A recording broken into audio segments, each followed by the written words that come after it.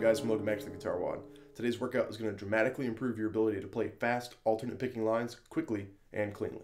Even better, today's main exercise is really quiet, which makes it perfect for racking up some extra practice time while watching TV. The key to really fast and really clean alternate picking is economy of motion. When you watch somebody who has really good alternate picking technique, their hand doesn't really move that much.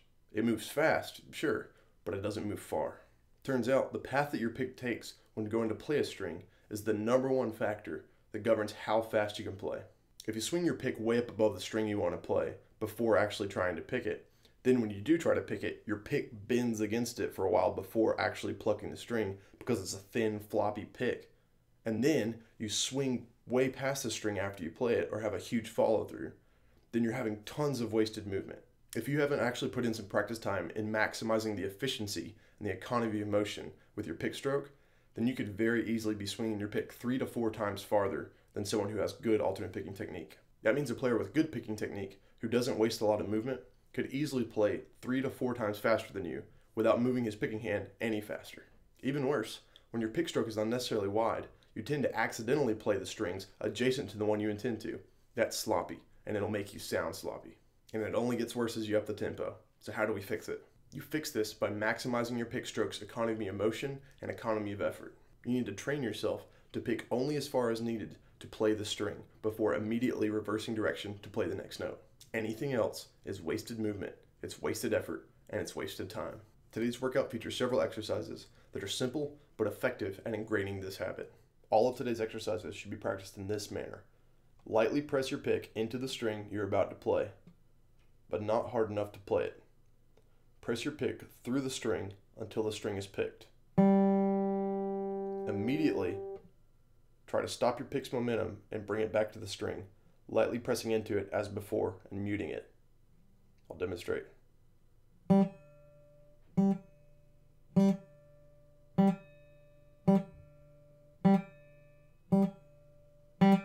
Now obviously you're not going to play every song like this. This is just an exercise that exaggerates the desired motion. So don't worry if it sounds kind of rough. The first exercise for today is the first line of the tab. It's just a bunch of open G notes. Except we're going to play them in the manner just described.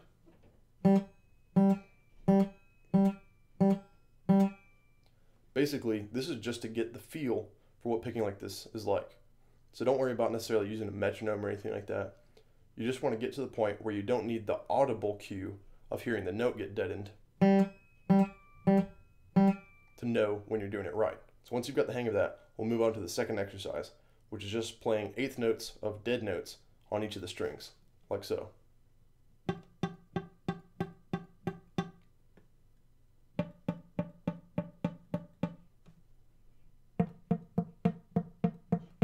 Notice I'm playing all of these in that manner we described earlier. Feel free to play it exactly as written in the tab, but I would personally suggest adding a measure of rests at the end of each 4 bars. In other words, where you transition from one string to the next. Just take a little break, because this exercise isn't about string skipping or even transitioning between strings while alternate picking. So don't worry about that. We're only focused on maximizing the economy of your pick travel. Now the reason I have it written out for all 6 strings is because your hand positioning is very different at the different strings, which means your technique playing on the high E string is not really going to be the same when playing on the low E string. So to finish off today's workout, we're just going to mess around playing stuff that we're really familiar with while focusing on using this picking technique. So for example, I'll use the common G major box position in the second position.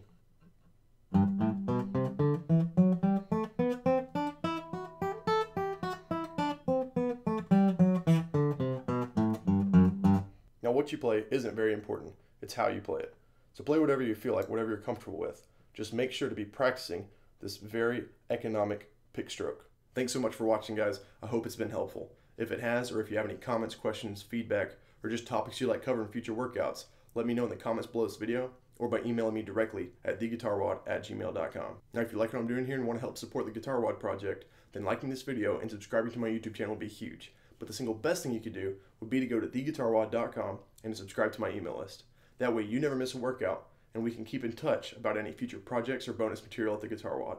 Thanks.